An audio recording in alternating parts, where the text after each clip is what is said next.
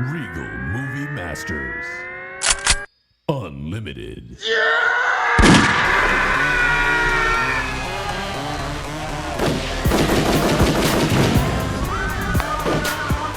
is the Regal Movie Masters Unlimited podcast where we indiscriminately watch every goddamn movie that comes out at the local movie theater. Your movie masters today are Justine. Hi. Brent. Hello. Dylan. Darling. And myself. Today we're going to lead with a kind of State of the Union address. We're, let's say, 2 months and change into the sick, sad, fucked up project, trying to watch every movie that hits the theaters. I think this is about the point where mental fatigue sets in, and we can kind of assess where we're at. To that point, we have 5 movies to talk about this week.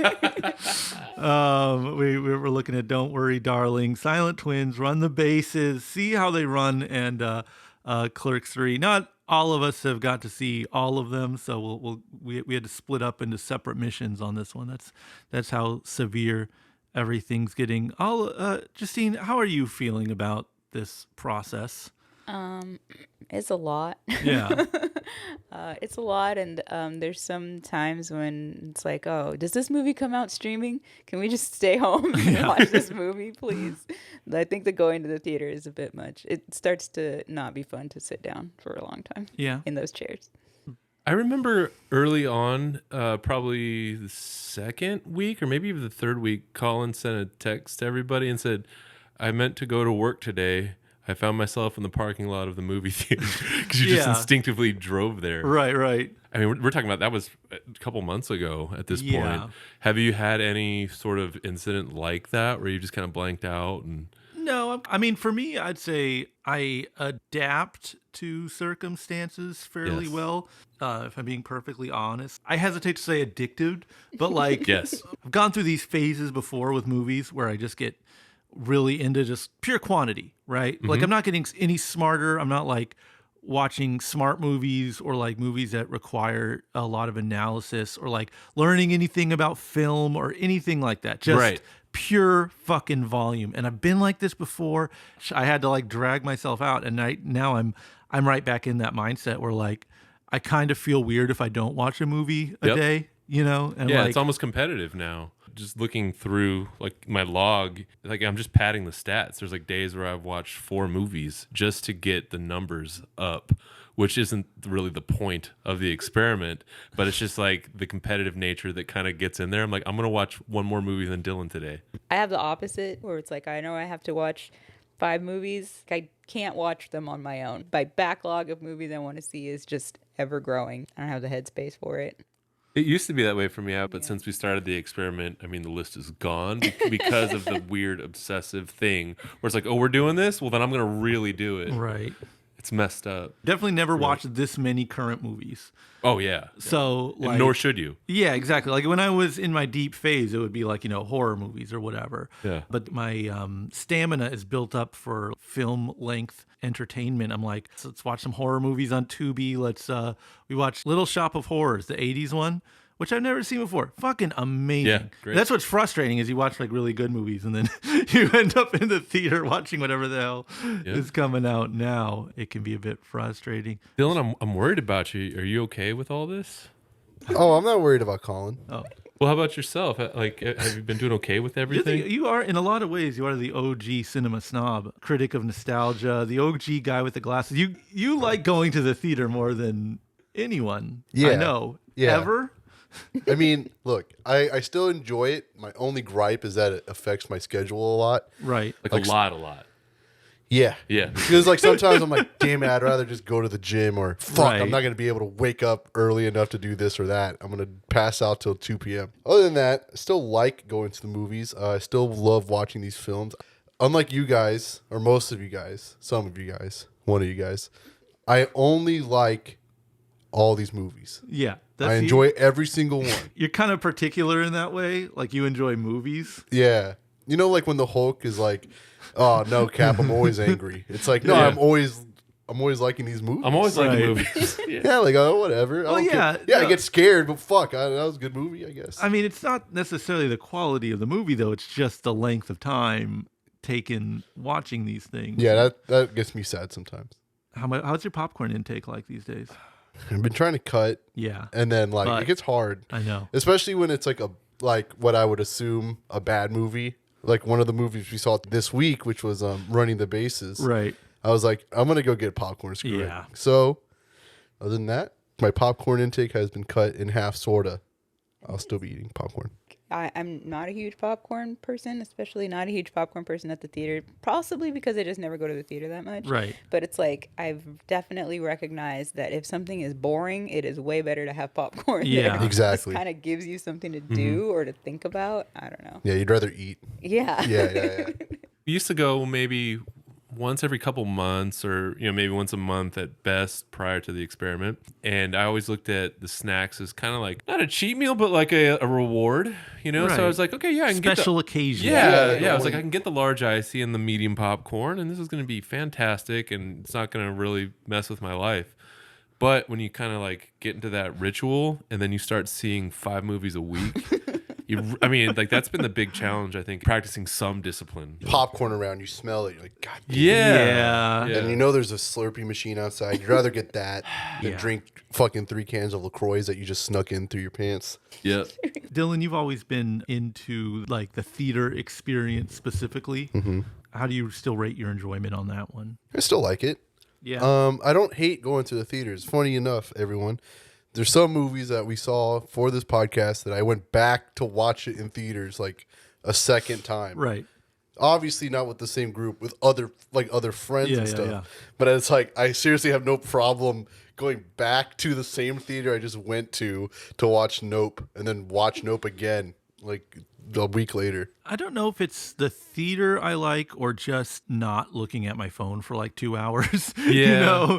Yeah, when I'm watching Brain Scan on Tubi, like that phone's out for a lot of it. Whereas if I'm at the theater, I'm watching the movie and I don't care. I'm not taking my phone out. So in a way, I think maybe my enjoyment of the quote unquote cinema experience is a little bit of just like putting down the goddamn fucking phone fleet and just kind of decompressing a little in that regard. Just focusing, Tonight when we got in there, I kind of like put my shoulders back in the seat. I was like, okay, I'm going Right. to try to like just relax. The movie didn't really Yes. help me out with that one, but yeah, you're right, absolutely right. To put your phone away and just like sit in the dark and watch something with full focus. Something I think that I've gotten completely away from, Right. in recent years. I would like to believe that this would like kind of give me focus in other areas of life, but it absolutely has not. I would say there's no skill I've gained that has really translated to any other area of life. It is just a skill into itself. I don't think I've gained any knowledge about movies. I don't think I'm like more qualified Right. to offer opinions on movies. If anything, I think it fries your brain somewhat to take them in that quick succession. I do think with music there is amount of like just time spent that you need to put into it that will really like dig your brain into it. But with movies it's a little different. I think maybe I would probably benefit from like some courses or something to help me grow in some regard in terms of understanding like, I don't know, lighting and stuff. Yeah, I don't know that it's just a matter of time. I Yeah. did take courses in school, so I do have some of that background, but I think I'm more effective at looking at a movie that way if I space them out. It's also, if you're studying something that's quality, Right. then you can learn from it so that you see, this is how it goes. From this, I think that we definitely have learned, even if you don't feel like it, when it's bad. Right, You pretty when you're like, quick. oh man, why is this bad? Well, it lagged here. It should have been edited down here. It was way Yeah. too long. This dialogue was clunky. The mix was way too loud. Like there's things that you pick up on. That makes sense. But like it doesn't feel like Yeah. you're getting better in real time, I guess. I don't know if you can, like, if people will take you more seriously, where it's like, oh, film? Yeah, I watched a bunch. You'll catch some good ones, sure, but just watching fucking random ass bullshit is that's rotting my brain for sure. Well, speaking of brain rot, let's go to the movie we just watched right now. Okay. We're fresh from the theaters. There's 2 movies we went all in on as a group. Don't Worry, Darling, and See How They Run. We'll lead with Don't Worry, Darling, because I think the consensus is this was the big drag. Don't Worry, Darling is a film directed by Olivia Wilde, starring Harry Styles and some other people that don't matter because they're not Harry Styles. It's a bubble community living a Stepford Wives sanitized existence, but slowly cracks start to appear in the veneer with the world that they inhabit. And it is agonizing waiting for them to figure it out. I mean, I guess it's, it from the trailers and everything. Something's up. Don't go beyond this certain boundary of town. That's the one rule. It's like, okay, we're getting villaged. That's fine. So it's really drawn out. And it's weird because it's like very fetishistic of a certain kind of a person who has only grown up in a world with Lana Del Rey in it. A very specific kind of fetishization of quote unquote 50s culture, even though like half of the shit involved is completely anachronistic time-wise, but whatever. So yeah, you're just watching someone's fantasies on screen for a long time. Were you guys uncomfortable with the glorification of just high-waisted, good hairline man whores and girls in vintage dresses? Kind of uncomfortable to watch after a while, right? I mean, like, it's been done. Stepford Wives exists. You know what I mean? So I guess it's nice to see in the same way that people like Mad Men. Oh, here's nice furniture. Here's nice, mid-century outfits and stuff. Fixation. So it's like, sure. Like people, but you? I actually was a little surprised that I wasn't impressed by anything on screen. Absolutely nothing. Yeah, like I do like that, design era. For a lot of things, and it was pretty underwhelming. But I guess for a movie that all you want to say is, look at this vintage. Yeah. Then it's like it all doesn't matter really. It just kind of blurs together. Yeah, the house itself, in architecture circles, it's like lauded as like, hey, this is a fantastic building. And the movie's actually the first time you get to see certain parts of the interior. It's never been shown, So that's a novel. There's probably like a small percentage of people. That's why they went to see the movie. Yeah. The other portions are like Harry Styles. They did a good job in terms of bringing together all these elements to get people in the theater to see it. But then they ultimately didn't deliver. Like what was agonizing for me was just the writing and just getting the audience to care a modicum about it. Like I didn't care at all. It felt like a slog more than any movie we've seen so far. Like we watched Medieval recently, and that was not like a great movie by any means, but I just personally enjoy seeing woodsy areas and medieval shit. I can kind of forgive any of the faults of the movie because I just like looking at that shit. And so this movie, I'm like, this is just some shit that someone likes to look at. Very much so not me, because I just think fucking 50s Americana shit is boring. This movie was just repetitive in that it showed itself to you about 8 times. It kept showing the same scenes over and over. And then just, that was like a storytelling device that ended up just making the movie way too long and unenjoyable for me. Dylan, you wore your Tribly. You corrected me because I thought it was a fedora, and you told me it was a it was a Tribly. And like a vest, and you got really dressed up for this. What was that guy you had me playing on the way there? Was it the chairman of the board? Oh yeah, Frank Sinatra. Okay, yeah. Old Blue Eyes. Yeah, but just to answer your question, I wasn't bothered. No. Okay, you enjoyed it then. Yeah, because that's your thing. Yes. You're a swinging cat. Yeah, I did have like a nice button up, slacks, loafers. I was just chilling. That was my relaxing night. We're watching a movie Friday night. Gotta dapper up. You make mixed drinks. I brought some martinis. Yeah, it's good times. I'll say this. I liked watching it in, I think, the intended audience, which is like a room full of teenage girls, like giggling when Harry Styles gave that lady head, Yeah. I think we saw it with the real intended audience, which is teenagers. I was telling Colin, I don't think we would have been able to watch it at home. We saw it with the best group of people we could have possibly done it with. Mostly teenage girls. Yeah, that just were there for Harry Styles. Yes. Who give a fuck about anything And else. it still didn't work. Like how when we went to see Jay and Silent Bob reboot with like all Kevin Smith fans, and it was like a great time. Yeah. Yeah, like I feel like we went to go see it with like Harry Styles heads, maybe Olivia Wilde fans. I don't know. That was definitely like the most well-attended screening we've seen in the experiment, and it didn't work. Are you sure? I mean, I was listening to everybody groan throughout the whole movie. They weren't groaning. That was moaning. you deaf? Bro, that 12-minute sequence where Harry Styles was spinning around on stage and dancing. Oh my Yeah, God. no, those girls were eating it up. I think this audience was down. No way. Yeah, no, you just didn't like it. the people, which was me, Colin, Justine, and everyone else in the theater, were in. Maybe that one single old man that was in there wasn't liking it either. But Are you gaslighting me like the main character? no, Am I just Florence think you weren't Pugh? paying attention. They were legit like 16-year-old girls, like down. Wanted her to just like, what are you doing? Yeah. Stay there. Stay there. Yes, home. go hang out with fucking Harry Styles. I think you mistake teenagers looking at their phones and like Constantly. being distracted as like disinterest. That's just resting mode. I rarely like am checking my watch during a movie. This was a lot, and I checked it pretty often, and it was only like 2 hours and 4 minutes. That's still long. I know it's Shit. long, but Especially it the felt last 20 minutes super is long. easy fucking. And I think that it's because it kept showing you the same thing. Bro, so many soirees. Here she is cooking stuff and Yeah, cleaning stuff, and I right. get it. You're supposed to be like, Yeah. oh, to be this kind of lady, like you just do the same thing I every day. guess. You showed that in the first scene, and we got it. We understand.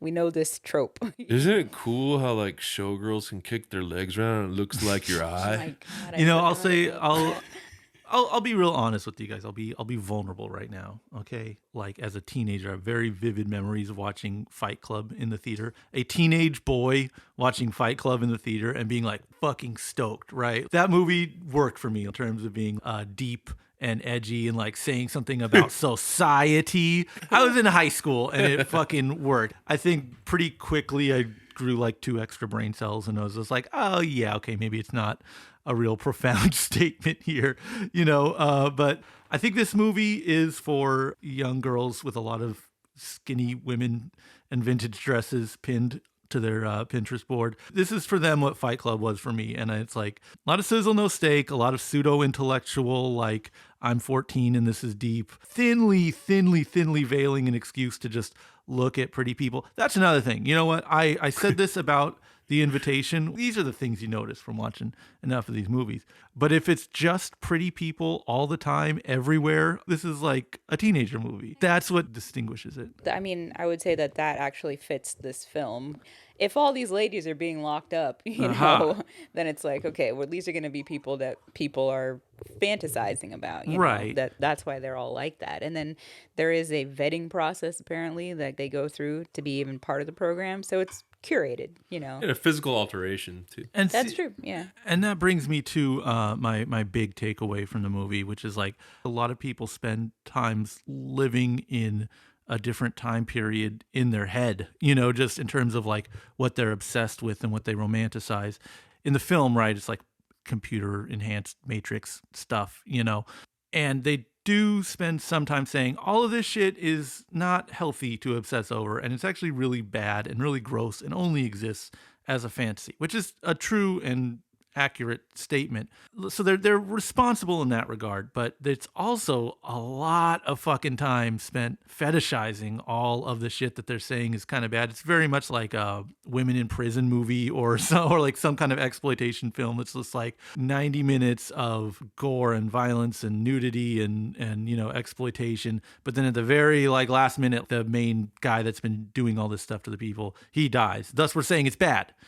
But you just made a movie where we're spending a whole lot of time looking at it and getting into it. So Yeah, maybe it is an exploitation movie, but where they messed up is they made it too long. If they would have brought it down to maybe 80 minutes. it's too long for you because you don't care about seeing Harry Styles eat pussy on screen for No, another I care about 15 that. minutes. We all care about Yeah, watching Harry yeah. Styles eat pussy. But I'm just saying, if you just want to see more of that, like you're probably stoked. I'm probably the only person in this room that has seen Harry Styles live. I will point that out. So my friend, when you I'll give you accuse that. me of not enjoying watching Harry Styles eat pussy for 15 minutes, yeah. It feels long and unnecessary and stupid if it's not something you're interested in. But I think this is probably something that a very specific person is very interested in. Dylan, I didn't see that Booksmart movie. Did you see that? Yeah. So the lady that wrote the screenplay for this also wrote that. Mm-hmm. And Olivia Wilde was in both of them? She directed both. Okay. And so I was like, well, maybe she just has a really bad writer. Like, how was Booksmart? The tone for Booksmart is like way different than this one. Booksmart is like the Superbad of 2019. Oh, right. Yeah. It's like those two girls that were like graduating high school, pitched as like a super bad comedy. Was it funny? I'm just trying to remember. I remember liking it. Yeah, I remember liking it. Right. And I remember laughing at some parts because there was like a funny character. Only knowing that Olivia Wilde directed both, but I would have never guessed they were the same writer. Just felt like too many movies at once. If all they were going for was like, okay, here's a lady, she's stuck in this messed up, repetitive life where she doesn't get to do anything on her own, that's one movie. But then there's like this weird stuff happening. Oh, it's mind control. Is it? Oh, no. There's this guy that has her trapped. Like, obviously you've seen M. Night Shyamalan movies. Right. Like, we get it. It's trying to do too many twists at once. And it just falls apart. It took 3 people to write that, by the way. Yeah, so it's not just the one writer. At no point did we laugh, other than laughing at the film. No. Yeah. They did not make us laugh. We just didn't laugh with it. We laughed at it. Yeah. Well, it's because it's a serious fucking commentary about our culture and Serious commentary about rubbing meat and No, pouring what was- coffee. What was the one part we laughed at? Just when he started dancing, right? Yeah, And it was like, so bad. we were like, what is he doing? I was Yeah. in my head. I was like, oh no, he's controlling him with that ring. I was like, so good. fuck. I was like, this is how this movie's working. They give him the ring, and now he's controlling him like a monkey. That would have been a movie. right. But we already made the Truman Show. It already exists. So don't worry, darling. Final wrap up. Are we concerned, or are we just not going to pay attention? Are we going to live in a world where Harry Styles gives us oral, or are we going to go back into reality where we work 30-hour shifts as a nurse? Me, I'm not gonna worry about it. You're going to stay in? Yeah. I'm gonna get out, Okay. by which I mean not gonna watch the movie, Right. so that instead of being inside, Yes. being a part of that movie, Yeah. I'm gonna be on the outside, hanging out with dirty Harry Styles. Yeah, Grimy- I'm confused. grimy what, incel are we Harry staying in? Styles. Is it good or getting out? Is bad? Dylan, It's interpretation. don't overthink it. Yeah. I'm putting some ambiguity where this film was We can afraid say to we're do. getting out, but it means we liked it. Oh, I don't Okay, know. genius, you don't like it? Give me something. Oh, I'm lost on your. All right, well then what's your thumbs up or thumbs down? Are you gonna entrap your partner into this world Right? and then die in it?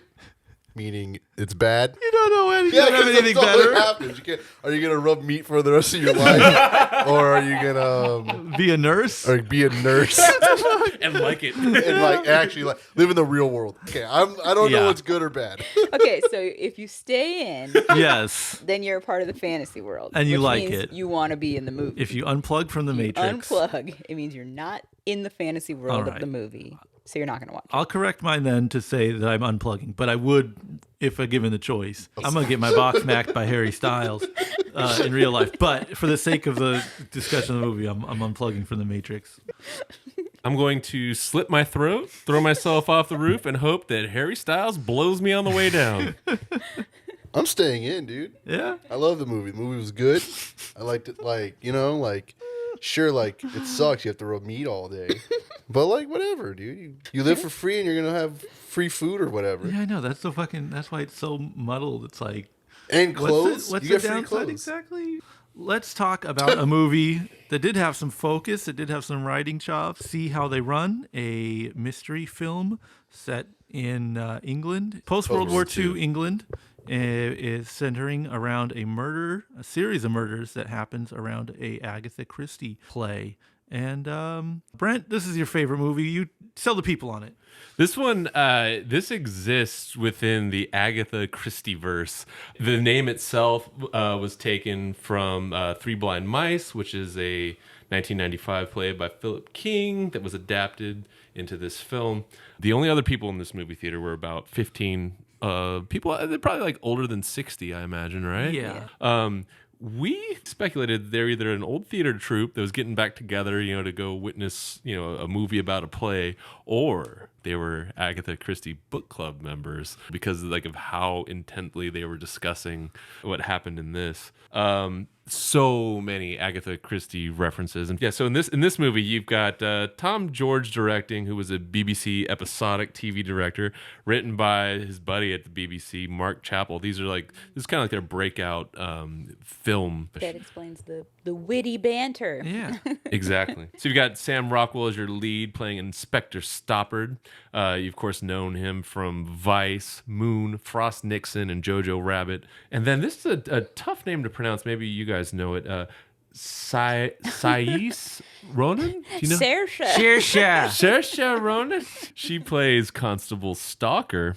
You've seen her in Lady Bird, The Grand Budapest Hotel, Muppets Most Wanted, tons of roles. She was in Little Women. Byzantium. Yeah, exactly. That was a She was great in movie. The French Dispatch. You've got Adrian Brody as Leo Kopernik and Ruth Wilson as Petula Spencer, the show producer. This is an ensemble film, so you've got a ton of other people. The characters are based on real people. For instance, Richard Attenborough is in it. He's the male lead in the play, which is called The Mousetrap. You've got Sheila Slim, his wife and co-star. John Wolfe, who's the producer and film executive. Mervyn Cochran Norris is the screenwriter in the film. Dennis is the usher, just Dennis. And you've got Geo, he's the hothead oaf in the film. And then, of course, Agatha Christie herself. Most of these character names tie back to Agatha's personal life or her other works. For instance, one of the dentist names in the scene where the constable is lying kinda to his like partner. Ring the doorbell. Yeah. If you're looking at the names of the dentists, one of the dentists is from another Agatha Christie story. There's a part where one of the characters says, well, it's not Hamlet, describing the play. And then if you go within Hamlet itself, the third act of Hamlet is called The Mousetrap. So you just kind of have this like snake eating its tail throughout the entire movie because there's all these references. Easter eggs for There's Yeah, so Agatha many. heads. kids. Yeah. Yeah. Christy minstrels are stoked. They wanted Hugh Grant and Keira Knightley, and they actually signed them up. But then when Disney acquired 20th Century Fox, then they did the recast. That's how we ended up with Saoirse. Saoirse. Saoirse Saoirse. and Sam Rockwell. Well, I like them better. You're not a Hugh head? No, he hasn't done anything in a long I time. know. right? This could have been his breakout. Oh, that's a bummer. But I really return like to Sam form. Rockwell. So. Yeah, Rockwell really put a lot into it. You know, he's not a British actor. He had to put that accent on, but he was trying to figure out what to base that on. He ended up coming down on Peter Sellers as Inspector Clouseau from A Shot in the Dark. I gotta pull your card on this one, Brent. You're actually wrong. This was based off of Zootopia. He based his character on the fox, and then Saoirse based her character on the bunny rabbit. You know, I thought I could slip that right. I know, by but we're you. no. Man, you talk about yeah. Here's the thing. You talk about how We're like, cinephiles here. Yeah, We you understand watch the all these reference. movies and you think you're not learning anything, but my friend, you had that on deck. Delightful fucking film. I'm a sucker for whodunits. It might be my favorite genre. I'm not afraid to admit it. This one delivered on so many levels just because of all the Agatha Christie Easter eggs. And just, I Right. felt like the entire ensemble was into it. I felt like there was good chemistry between everybody involved. I liked everything about it. So what is required of an Agatha Christie fan? You're reading books, or Well, I mean, yeah, growing up, read all the books. you They- read all of the books? Not all of them, but you know, There's a lot of Agatha Christie There's books. a Plural? shitload. Yeah, I've read plural Agatha Christie. Oh God, That's fucking gnarly. Seen I plays, respect the shit out of that. you know? I'm not throwing shade. I just was genuinely curious. Before I knew that this movie was about that, I heard like a piece of some NPR thing they were doing where they were interviewing somebody, but they were talking about Agatha Christie and, Agatha Christie. And I was like, I don't know one person who's ever read an Agatha Christie book. Yes, you do. Card And then pulled. like one of the people even like called in and was like, how have I never heard of this? I'm 29 and I have never heard of Agatha Christie. I love Really? mysteries. I'm going to get into this. And I was like, yeah, like, is she alive? Like, I don't know anything Those are great about questions. it. Oh, that's why they were interviewing whoever that was. Right, but right. Who knew? Probably still 100 level to be honest with you, but Yeah. I mean, there's no one who is trying to exploit or aestheticize or turn Agatha Christie into anything. That is a pure ass fandom right there. yeah. I'm down. Yeah, I like this one. It's weird to not have anything to note when a movie's perfectly presented. Tight dialogue, little story, keeps Funny. you on board. Yeah, light. Maybe it's not anyone's favorite movie, but it's delightful. Yeah, but I do think it'll get mentioned. I think it'll be rewatched plenty of times. Yeah, I no think one's- they'll look at the dynamic between the leads and go, "This is brilliant." Right. Like Sam Rockwell and what's her name? Saoirse. Yeah, fucking magic. I like her. And I She's like a- him. yeah. She's been nominated for 4 Oscars. Yeah. Yeah. And she hasn't won, but she won a Golden Globe for something. But I mean, if you see what she's done, she's very good. He And doesn't seem to pick duds. yeah, Which no. is wild because was Rockwell and Brody have won Oscars? I fucking forgot Adrian Brody's in this. Yeah. Legend. Also, I'll say this for anybody out there that's like a lapsed Wes Anderson fan, this will kind of spark those embers again for you. The way that the pacing is and the way that the characters interact with each other is very Wes Anderson. Very deliberate set design and color choices too. Yes. So maybe. I mean, this is just aggressively British dialogue, so it's like all Exactly. rapid fire. Yeah. Unnatural dialogue puts you into a kind of sort of a surreal space. Mm-hmm. And I think that's what the better aspects of his movies do. They Yeah. throw you in and you're along for the ride. And I think, this movie does that. You like Yeah. that kind of dialogue a lot, I right? really do. Yeah, I didn't go into a whodunit wanting to see real people. I wanted to see I want to see Mrs. Peacock. I want to see Colonel Yeah, Mustard. You know what I mean? Dylan, did you enjoy this movie? Trick question. Yeah. Yeah, I enjoyed it. As the biggest fan of Who Did It movies, it's Yeah. like I had to like it. Did you like it as a did you do this movie? I liked it as a stylistic movie. People got choked out. Adrian Brody got his tongue cut out. But I don't know what he did before that. He just got stabbed. Oh no, he got hit in the head with the sewing machine. Me and Dylan were trying to work out a bit where we were just like, this movie sucked, just to piss you off. But Oh, you didn't piss me off because I think he's you can't fuck with my joy about Yeah. these movies, Yeah. man. Yeah, I like this movie. Yeah. Sure. This is Dylan doing a watered down version of our fantasy. Yeah, sure. Really sure. enjoyed Oh, I really like whodunits. Whatever. Scream. Sure. Who did that? The Shaggy and some other guy, some hot guy. I don't know. Anyway, I mean, I couldn't write notes because I didn't really know how to write notes for it. Yeah, we're here for it. I'll listen to your notes Okay. anytime. Yeah. But were we supposed to be able to figure out who did it? Like, is that the point? I don't know what the point of like a did I do that? It's always a movie minor. I do that. No, it's always a minor. It's always a minor character and a minor little thing that you should have caught. And when we were exiting the theater, one of the older ladies, she kind of pulled me aside. She goes, "What'd you think?" She's like, And- did you figure? And I said I loved it. She goes, "Yeah, did you figure it out?" I said, "You know what? I felt really bad because I really should have honed in when the usher, like when he kind of showed his hand after the fact. It made sense, and I felt like a dummy for not catching it when I should have." But it's hacky because like they give It you definitely more is. information So whodunit? as it goes along, and I think as a viewer, you're not really respecting the film if you're trying to get ahead of it. Yes. Like just get along for the ride. That's where I'm at because like quit there's being pedantic about that. Oh well, I saw this thing. And what do you get at the end? You fucking write down the name as soon as you get it and fold it up and put it in your pocket. And then if that's the guy that did it, you get to pull out the piece of paper. See, I knew the whole time. Like It's what like do you get? like people on Twitter when they retweet something that Yeah. they quote unquote predicted. It's like, well, did you put money on it? Well, no, then you don't. Yeah, get anything just for enjoy it. the goddamn film for the film's Columbo. sake. You already know who did it. Yeah, You're just Columbo. there Well, they to show watch you that like, Columbo. as soon as possible. Yeah, then you see how Columbo figures it out. But yeah, how I to get, do I it. get mad sometimes when I do figure out a movie like within the first. Yeah, half I mean an that's hour. that's that Don't Worry Darling film where you're like, oh, they're villaging us, and then Yes. it's like, yeah, they are. That's I think part of what made that movie feel so long. Is it's like, get to the fucking part where you show that none of this shit's real. Come on, we all fucking We know. all know. I did talk to that lady, the same lady. Oh, you did? Yeah, I was like, she said the He same got her thing. number? She was like, did you like the movie? He's like, yeah, I liked the movie. Did she slap you with like a glove? No, she went, did you guess? Yeah, I read the book. Sure. And I walked away. Ooh. Iced the fuck out. Yeah, I was Wow. like, get the fuck away from me. Yeah. Do you think we're gonna run into them again? It I might hope, get actually. kinda They were tense kinda and cool. weird. Yeah, they were badass. I don't know if I want to watch like a murder mystery with a bunch of old people or Harry Styles eat pussy with a bunch of teenage girls. But either way, I'm winning. That's a dub either I'm way. going murder mysteries with old people every time. I would like a mix of both. If they make another Agony Kristen movie with Harry Styles, I would like to watch it. Yeah. Old people and young girls would come out, and we would awkwardly have to watch Harry Styles.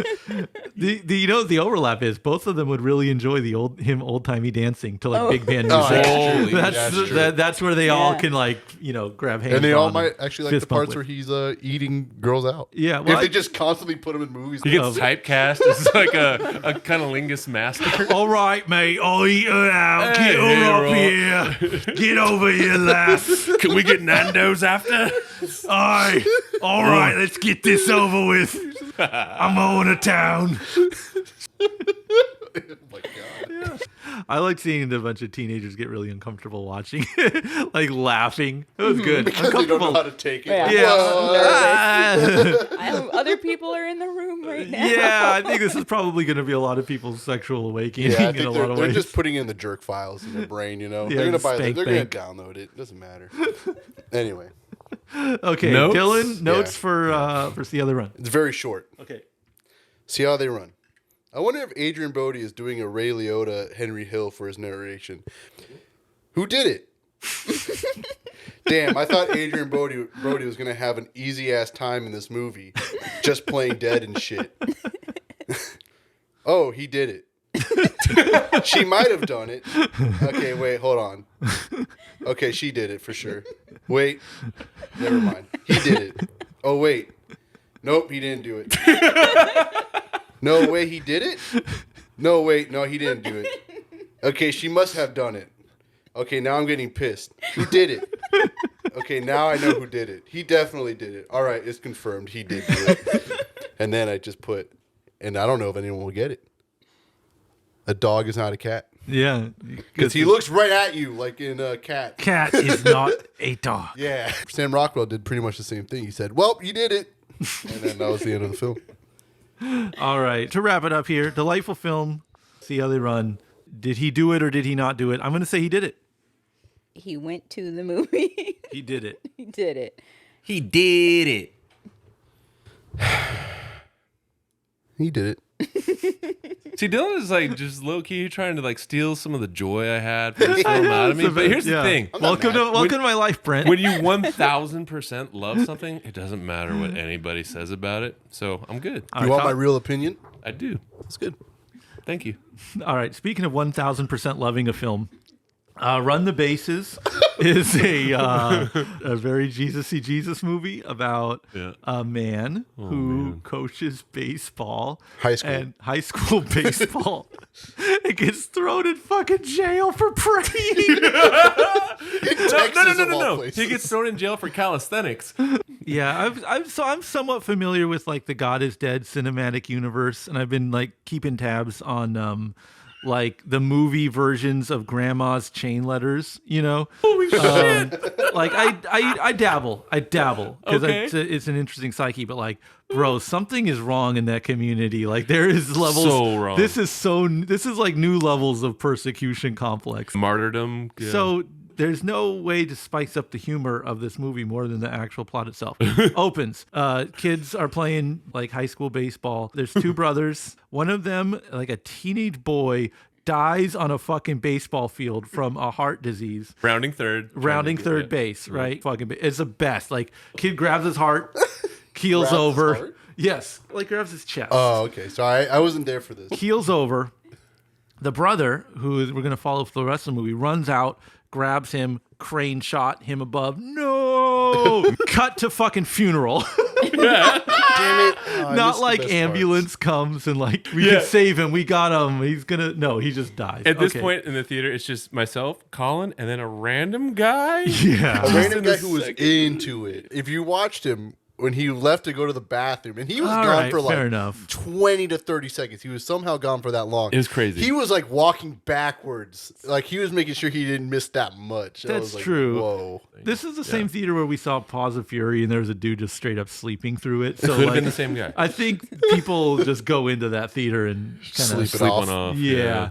Regardless. And so it turns out that the brother, the guy who's alive, the doctor's like, hey, guess what? You have the same disease, baseball fever. If you're going to die if you keep playing baseball. Somehow there's a scholarship for the alive brother to go to a Christian college. And he goes there, but he can't fight the bug. He can't play baseball, but he gets into coaching. Gets married. Cut! 20 years ahead. We now have a complete different actor.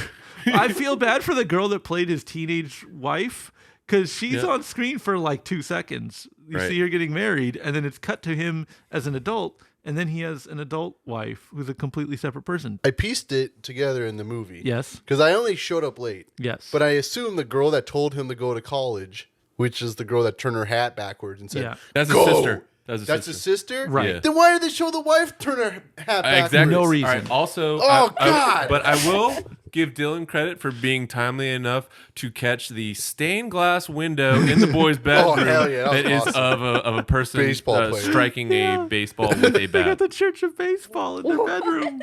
This is the best part. Jesse hasn't seen Wait, it. in the She's like, what the- bedroom? Yeah, it was like as a teenager, he had a Stained stained glass glass window. of someone playing Those baseball. are so expensive. Well, listen. I think it was like a printed picture of it. There's no way I was. Well, risking God it. is good, Justine. Facts. So, Anywho, you so know. now he's Steal. into coaching, 20 years ahead, lead high school coach at a Christian school, and his kids are fucking rampaging. He Anywhere gets- from 5 to 9 state championships. Yes, Yeah. he get this lures the attention of a arbitrary big city in Texas to Dallas. No, He had to move to Dallas. That's the For whole real? point. Yeah, you don't Nah, remember that? not for real. 'Cause you don't know what he's he being was- for real. I swear You're to not God. being for You real think right I now. made up Dallas, Texas? Yes, No, I wouldn't. you make lie Up, all the time. I'm not smart enough to All make right. up Dallas, Well, Texas. so let's say for the sake of conversation that it's Dallas, Texas. They fucking he moves his family there. He starts coaching at this new place. Oh, it was the best too, because like he talks to his wife. He's like, "Hey, I got an offer to go to the big city of Dallas, quote unquote, for much more money." And the wife's like, "Well, you said no, right?" He goes, I don't know. Maybe we should think about it." You can't be serious. They start yelling at We each grew other. up in this small town. I want to live here my whole life for some reason. Yeah. Fucking good movie. He goes to Dallas. He starts coaching. There's some convoluted thing about like they want to win the state championship. And okay, here's my gripe with this film because there's only one flaw. His whole coaching style is like, guys, it's not about if you win or you lose. It's about the content of your character. So I'm not making you guys win championships. I'm making you just men. be better young boys. This is a good boy factory. We'll probably win because good boys win.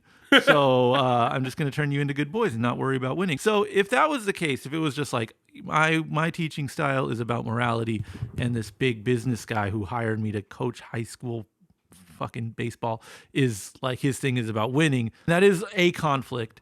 And I think there's some vague thing about like if they win a championship, then they get to build a baseball stadium at their high school. Again, that would be enough. But here's where the weird fucking persecution complex comes in. The coach guy, him and his son, they running the bases before every game as like a ritual in honor of the brother who died. They don't like preach to the crowd. I think they just before the game starts take a run the lap. race. They run It's like the they might as well bases. do like some sit-ups. It's not a big deal. And so eventually one of the teammates is like, "Hey, why do you do that?" And the kid, the son of the baseball coach, man, he's like, "Well, to honor my brother and also like the Lord. And it's just our thing, our little thing that we do. Sometimes I join my dad, sometimes I don't." And they're like, "All right, cool." The bad guy, who's just a fucking bad guy for no reason, he catches wind of this, and he's like, Are you talking about this guy? "Yeah, there's a bad guy who talks with like Will Arnett's like cartoonish villain voice." I need those "I hired you championships. to win these games, but I just want to teach young boys how to be good boys." Doesn't matter. Just win, baby. That's not how I coach.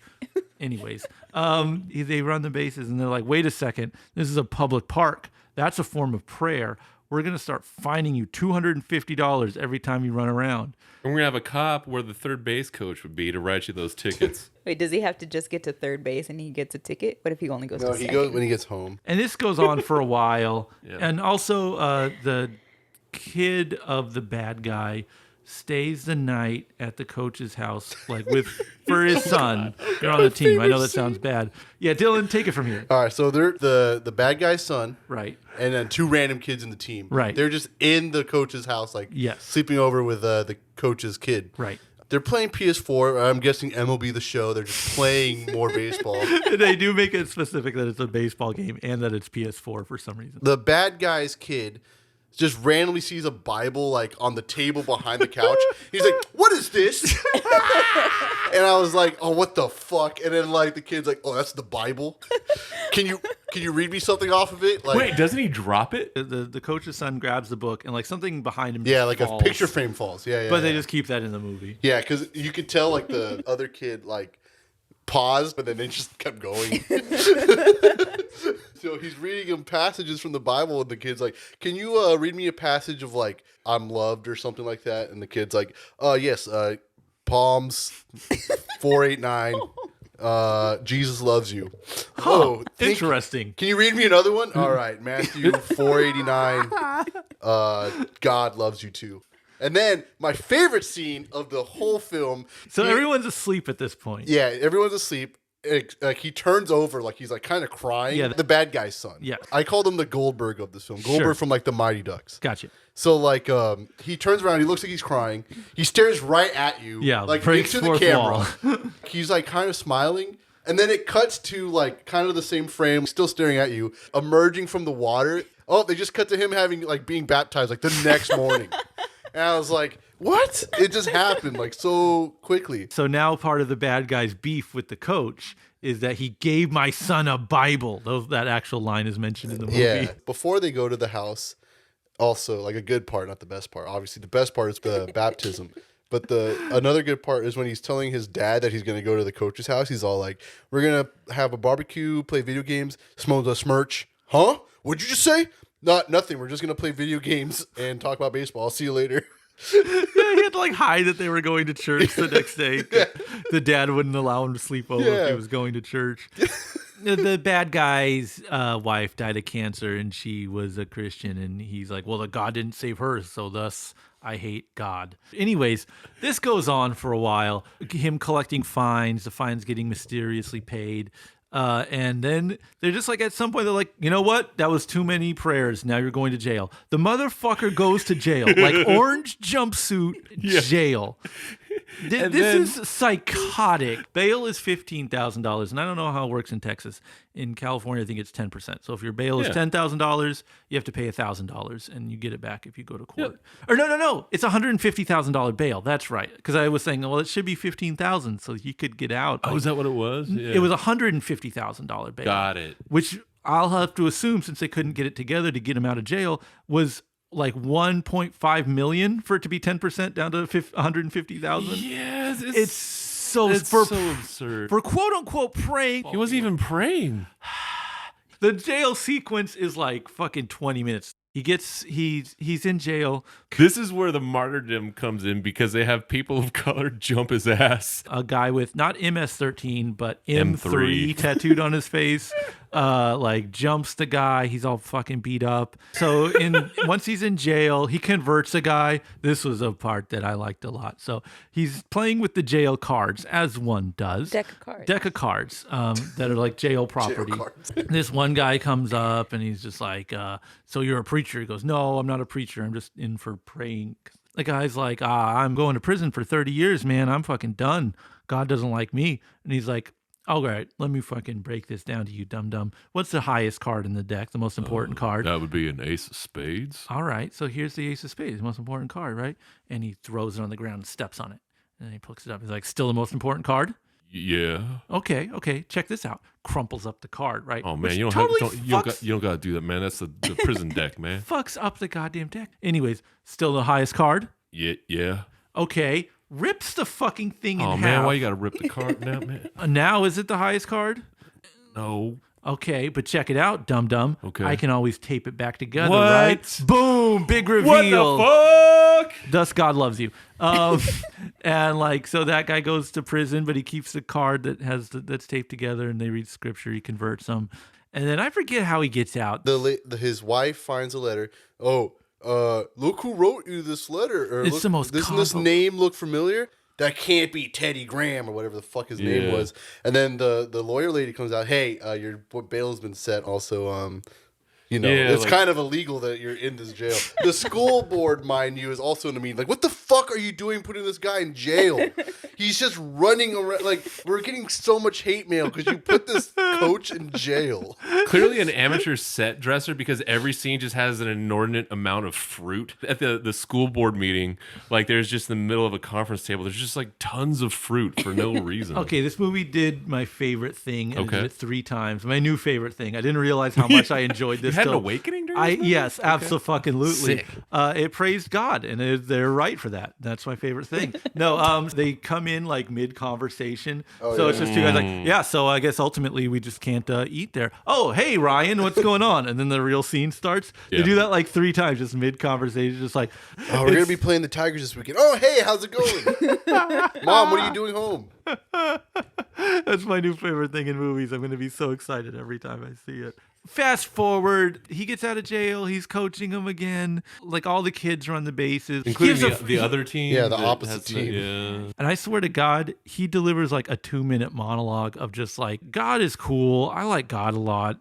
What I'm doing, it's cool too because I love God. And it's just whatever. Everything wraps up. Bad guy is fired. Forgives his son for going to church. Oh, he starts drinking for a Dude, period. listen. And movie ends. Like again, are the Christians okay? Like, are they all right? Are they doing well? Like, check up on them.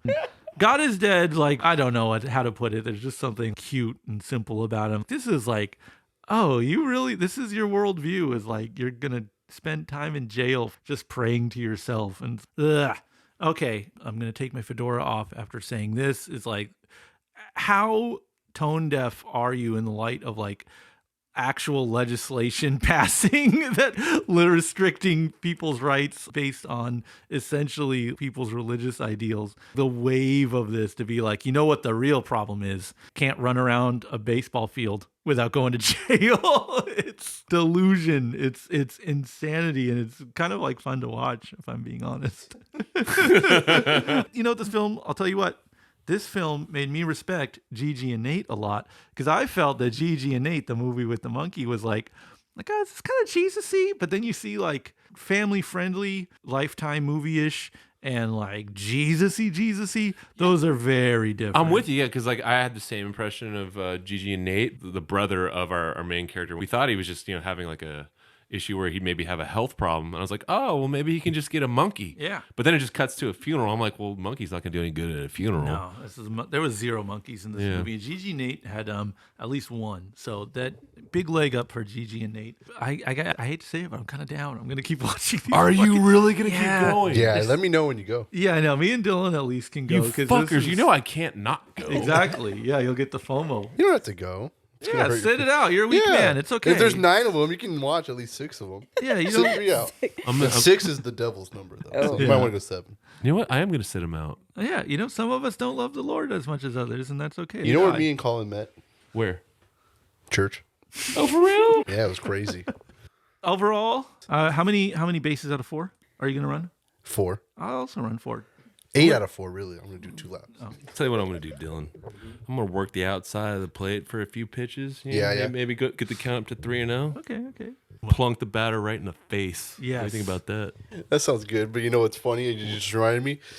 In the movie, they're like throwing fucking like wild pitches and they're like strike. And they're close, like above the plate. It's like, what the fuck are you doing? I will say this, to anybody that wants to watch a baseball movie, this is not a baseball movie. They don't know what baseball Any is. capacity. It's all coming back. The funny part is that like, so he's like, hey, we need your help building our team up. Okay. And he's like there, first game they win. And it's not like they needed his help at all. Yeah. Like then like after 4 wins, for some reason there's a montage of him showing them how to play the game. You guys are like varsity or whatever. Like what the fuck are you like teaching? And like he got paid double to go there. I love it. When I went to the front counter and said, 1 for running the base. What? 1 for running the bases. The guy said, "Oh, the baseball movie." I was like, yeah. I said, "Yeah." Oh, and then Dylan walks in, stares at the screen, and then immediately walks out of the theater. And I thought Good for bit. sure I was in this theater by myself for a good half hour or so before Colin showed up. And I thought to myself, this would be the most amazing prank of all I time know. to make the guy least interested in seeing a Christian movie go watch a Christian movie by himself. And I thought for a split second that might be in play. Sorry, again, we're not that funny. We are. Yeah. We're I was funny just- enough to think about it, not enough to do it. Me and Dylan cook a lot of Jamie Kennedy experience type bits Yeah. pointed against you, Brent, but follow We through. can't with, pull. Yeah, can't exactly. pull it out. 0 of them. Do it. Too much of a soul. Thanks to these movies. Yeah, exactly. Okay, we've been doing a lot of talking. Justine, do you want to talk about a movie that me and you went to see called The Silent Twins? The Silent Twins is a biopic, Okay. very stylized biopic about 2 of the most interesting people that I've ever learned about. They're June and Jennifer Gibbons, twins. They were born in the 60s, Welsh, and they never spoke to anybody. They Yeah. just only hung out with each other, and spoke their own little twin language and wouldn't talk to anybody else. Like they got in trouble at school. They tried getting them doctors and stuff to try to see why they wouldn't talk to anybody, and they never did. It's Letitia Wright, and I failed to look up who the other sister is played by, but they both do a good job. It's really well acted. It's like a movie. Yeah, for sure. You're engaged. There's different parts, and then there's really cool elements too, where they really they just didn't want to interact with other people, but they would just write all the time. Like they kept journals, they wrote little stories, they wrote plays and all this stuff. So the way that this movie handles it, they have animation parts. They are kind of narrating their stories, and on screen you see like these little animals and little people, and it's kind of a little scary looking. Yeah, it's like claymation or stop motion animation. Yeah. There's a dusting of a Tool music video to it, but That's what the marketing looked like to me. it stays on the right side of it though, so it's not creepy for creepy's sake. And again, these vignettes only kind of happen to sort of illustrate their writing, so it's a kind of way to block off like their fantasy world versus reality. Yeah. What was that Bjork movie where she's like a factory worker? Dancer in the Dark. You think there's kind of a comparison to this? 'Cause I was kind of reminded of it from like the more surreal vignettes. Yeah, and like the contrast I could see that, where it's like there's a harsh life, you know, Right. but there's an escape through their writing and through her musicals, and it's kind of really sad. Yes, a character study, I guess. But it's also, a story that has a point and wraps up and has real big dramatic punctuation, exclamation point kind of things. And I like this movie a lot. A certified dum-dum, was even able to like connect with what was going on in it, partly because this is based in reality.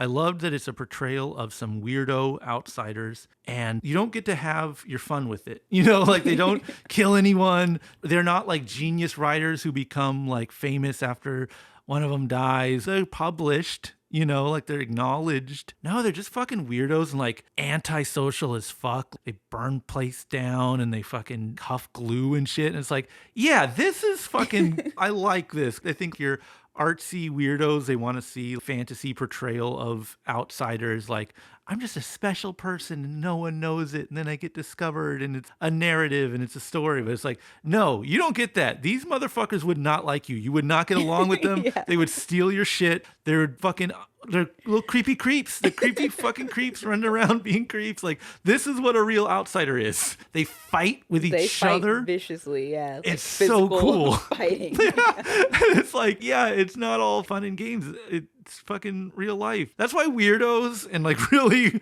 strange actual human beings, they're not people you really want to be around. They're definitely romanticized. Yes. Usually. And this stayed so clear of that. Again, after seeing a Pearl, which I liked Pearl there, don't get me wrong. But after seeing a very romanticized version of a weirdo, it's like, no, here's some real fucking weirdos. Yeah. So these kids didn't have like monologues in it. No. You were begging for them to give you Yeah. some insight No, into their their whole thing. world. They show you some insight through their writing. They have their own secret world, which gets out of hand because they have such a power struggle. They mirror each other. They move at the same time, and they'll walk in step. And the people are super creeped out. All right, well, we're gonna send you away. After they burn a tractor store down for fun. I'm in. And they're like, well, you can't send them to jail. Look at them. So Yeah. they're like, all right, well, they're going to go to this institution. So they go there and just do worse. And then they try to split them up. And that goes even worse. Like they won't eat. Like they're really violent. And they're like, okay, we got to put them back together. So they put them back together. But they eat on separate days. Like it started to get less like they were doing things as one and more like one of them was trying to take over. And so eventually one of them dies because they are bad together. One of them decides that she's going to go so the other one can sort of have a shot. And it doesn't jump off a building or anything, just dies of Yeah. mysterious causes. Decides that she was just like, one of us got to die. It'll be me. Bye. It's like those like twin powers that we don't know about because we don't got Yeah. twins. All right. Yeah. It was really creepy. But she legit was like, they were talking about it, and then one of us has to go. And then one of them was like, all right, it's going to be me. I'm going to die. And then Weird. the next day dies. And they're Yeah. like, There was no reason for this. It was something to do with like her heart stopped. She stopped her heart apparently. Yeah, it was just real. It was a powerful film. I really enjoyed it. So Justine's been standing these creepy creeps for a long time. I've been like hearing about them for some time now, which is kind of why we did like a priority. Like I didn't want the scheduling is kooky with these films, so I was like, we definitely had to see it. I'm really glad I saw it in the theater because I think I probably would have been looking at my phone a lot if this is on Netflix or something. And so I guess if it does hit the streaming platforms and you want to watch it, just actually focus and pay attention to it. Overall, Silent Twins on 3, say nothing. If you like the film, speak up. If you don't, 1, 2, 3. All right. Speaking of standing for a hell of a long time, Brent, you went on a solo mission. You watched Clerks 3. Tell the people about Clerks 3.